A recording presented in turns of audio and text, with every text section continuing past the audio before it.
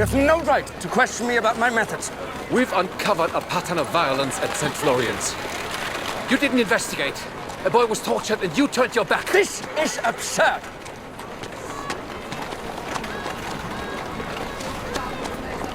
You were a pupil. I saw your name in the trophy cabinet. How long has it been going on? How many years? Did you see to it that there was no post-mortem? No, wait.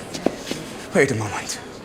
If you are suggesting... We are going back into the Selenka case, interviewing all the witnesses you should have spoken to. And if we find something, well, you can kiss goodbye to that promotion.